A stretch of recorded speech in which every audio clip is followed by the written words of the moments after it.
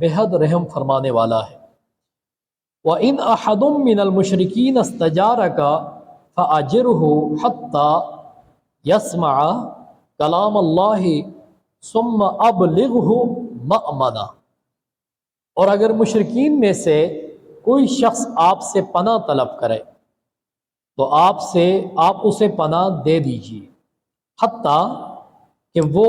اللہ کا کلام سنے، پھر آپ اسے اس کی امن کی جگہ پہنچا دیں۔ ذالک بأنہم قوم لا یعلمون، یہ حکم اس لیے ہے کہ وہ لوگ علم نہیں رکھتے۔ اب یہ سورہ توبہ کی آیت نمبر 3 سے میں نے آج آیتیں تلاوت کی، اور گزشتہ درس میں سورہ توبہ کی شروع کی 2 آیتیں بھی تلاوت کی تھی۔ سورہ توبہ کے حوالے سے آپ کے سامنے ذکر کیا تھا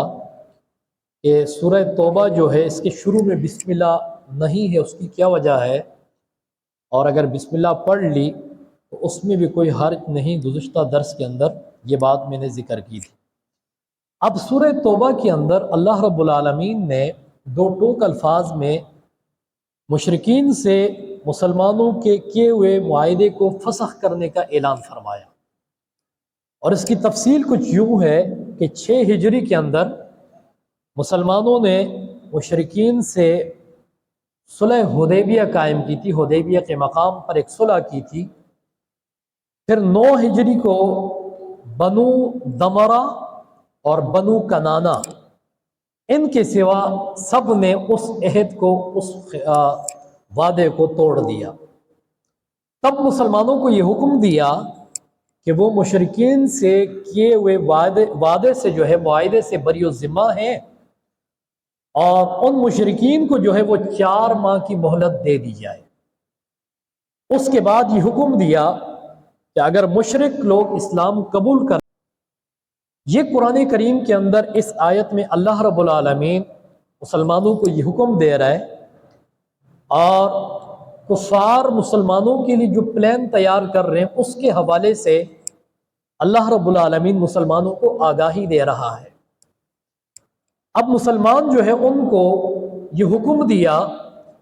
کہ صلح حدیبیہ جو قائم تھا اس صلح کو توڑنے والے کافر ہیں۔ اب کافر لوگوں کو مزید جو ہے وہ مہلت 4 مہینوں کی دے دی جائے، اور اس کے بعد تم کافروں کو قتل کر دو۔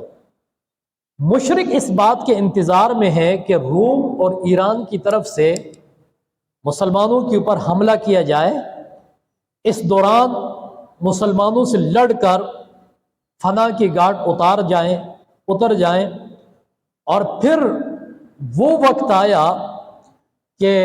ان کی آنکھوں نے دیکھ لیا، کافروں کی آنکھوں نے، کہ اس وقت کی 2 بڑی طاقتیں فارس اور روم، یہ بھی مسلمانوں کی قوت کے سامنے سر نگو ہو گئے، اور جو کافر لوگ چاہتے تھے کہ قیصر اور کسریٰ کی یلغار کے سامنے مسلمانوں کو تنکوں کی طرح بہا دیا جائے، تو انہوں نے دیکھ لیا کہ کافروں کی اس خفیہ سازش کو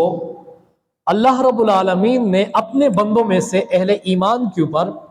اس بات کو ظاہر فرمایا، اور اللہ نے اپنے فضل سے مسلمانوں کو جو قوت عطا فرمائی، تو مسلمانوں کی قوت کے سامنے قیصر اور کسریٰ جو ہے وہ تنکوں کی طرح جو ہے وہ بہہ گئے، اور یوں اللہ رب العالمین اور اس کے رسول کی حکمت اور تدبیر سے کافروں پر ان کی بازی کو الٹ دیا۔ یعنی کافر جو تیاریاں کر رہے تھے اور مسلمانوں کے حوالے سے ایک خفیہ سازش کر کے اور مسلمانوں پہ حملہ آور ہو کر مسلمانوں کو جو ہے وہ ختم کرنے کی کوشش کی جا رہی تھی، تو اللہ رب العالمین نے خفیہ تدبیر فرما کر مسلمانوں کی یہاں پر جو ہے وہ آگاہی دی مسلمانوں کو، اور مسلمانوں نے ایسی دلیری کا مظاہرہ کیا کہ کافروں کی جو سوچ تھی وہ سوچ ان پر الٹ کر انہی کو تباہ کر دیا، اور اللہ رب العالمین نے اپنی حکمت کو یہاں پر ظاہر فرمایا کہ جب رسول اللہ صلی اللہ علیہ وسلم نے حضرت علی رضی اللہ تعالیٰ عنہ کو اہل مکہ کی طرف برات کا اعلان کرنے کے لیے بھیجا تو حضرت ابو ہریرہ فرماتے ہیں کہ میں خود حضرت مولا علی شیر خدا رضی اللہ تعالیٰ عنہ کے ساتھ تھا۔ ان کے بیٹے نے پوچھا، کس کے بیٹے نے؟ حضرت ابو ہریرہ رضی اللہ تعالیٰ عنہ۔ بیٹے نے پوچھا کہ آپ مکہ میں کیا اعلان کر رہے تھے؟ انہوں نے کہا کہ ہم یہ اعلان کر رہے تھے کہ مومن کے سوا کوئی جنت میں داخل نہیں ہوگا، اور کوئی شخص جو ہے وہ بیت اللہ کا برہنہ طواف نہیں کرے گا، اور جس شخص کا رسول اللہ صلی اللہ علیہ وسلم کے ساتھ کوئی معاہدہ تھا اس کی انتہائی مدت جو ہے وہ 4 ماہ ہے، 4 مہینے، اور جب 4 ماہ گزر جائیں تو اللہ اور اس کا رسول صلی اللہ علیہ وسلم مشرکین سے بری الذمہ ہیں، اور اس سال کے بعد کوئی مشرک حج نہیں کرے گا۔ بس حضرت ابو ہریرہ فرماتے ہیں میں یہ اعلان کرتا رہا یہاں تک کہ میری آواز ختم ہو گئی، یعنی جس سال مشرکوں نے وعدے خلافی کی اور عہد شکنی کی تو اسی سال نبی کریم صلی اللہ علیہ وسلم نے حضرت مولا علی شیر خدا رضی اللہ تعالیٰ عنہ کو مکہ جب بھیجا تو حضرت ابو ہریرہ آپ کے ساتھ تھے، اور یہ اعلان ہوا کہ مومن کے سوا جنت میں اور کوئی داخل نہیں ہوگا، بیت اللہ کا طواف وہ کرے گا جو لباس پہن کر آئے گا،